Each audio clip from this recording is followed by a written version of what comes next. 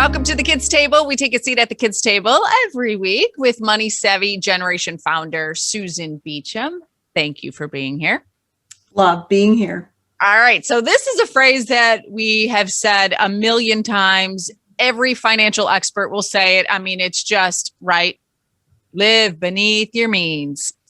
So have the kids caught on to what that means? We ask the kids what they think it means to live beneath your means. Okay.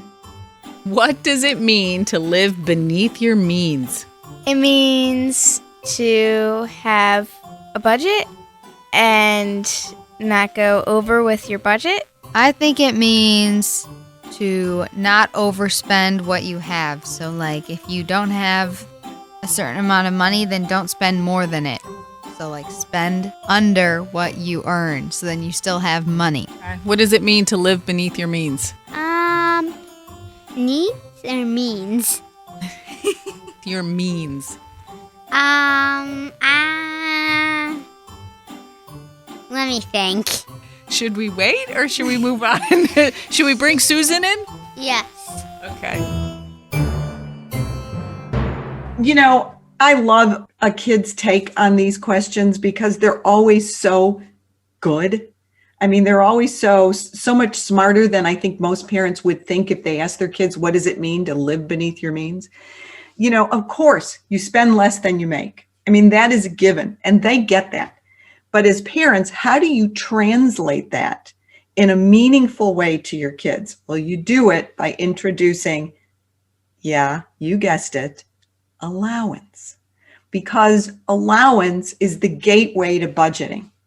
And budgeting is the only way you're going to know if you're living beneath your means. So conditional allowance is the kind of allowance that I love and support.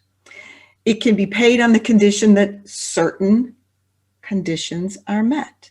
So if you're a kind of family that wants to assign chores that I hope are outside the normal family responsibilities, and you want to assign value to that, so that becomes a part of their allowance, go for it. That's the condition. If you want to assign responsibilities for certain expenses, so clothing, if you want to say it is up to you to buy your sports uniform or your recreational clothing, assign the responsibility and make sure you give them in their allowance the money they need to take care of that. Now, allowance allows kids to take a look at a sum of money and practice delayed gratification. Any chance you get to get your child to stop, think, and reflect increases that muscle, that wonderful muscle of, oh, do I need that? Oh, can I afford that? Oh, I want it, but do I need it? So holding your kids accountable for their money decisions is a good way to raise a young adult that takes personal responsibility for those decisions later on. And you know, kids actually feel safer when you teach them how to work within boundaries, to live within means, not to spend everything, because they feel more in control.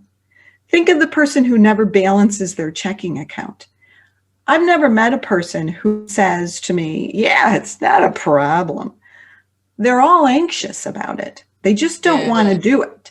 So if we tried to teach our children a habit when they were 16 or 17 years old, we would have less success because now we're changing behavior. But if we start when they're very young, early years, 6, 7, 8, then we're molding behavior. Yeah, that's interesting because if we ourselves right now as adults are struggling with this, and hey, some of us do struggle with this. Now we think back to when we were kids, were we ever taught? Do we ever have practice? Right. And it's better for you to be practicing and for them to be making mistakes with $25 than $2,500. Yeah. You know, I often wonder about the stimulus checks that kids are getting. What are they doing with them? Is that a windfall that's meant to be spent? Or is it a windfall that's meant to be saved, some spent, some donated, and some put in invest? Well, they're not going to think that way unless it's a habit. one that Yeah. you molded. So one of the conditions of allowance should always be save. A portion of every allowance payout, they must put in save and they must put in donate. They could put a dime in it. I don't care what the amount is. They could put a penny in it. You're just teaching them the habit of allocating to those 4 categories. And why is that important? Because if save is one of the allowance conditions, then when all else fails and they trip up, which they will, then they go back to their wallet, not your wallet. So they go back to their savings to help them dig out of a hole instead of yours.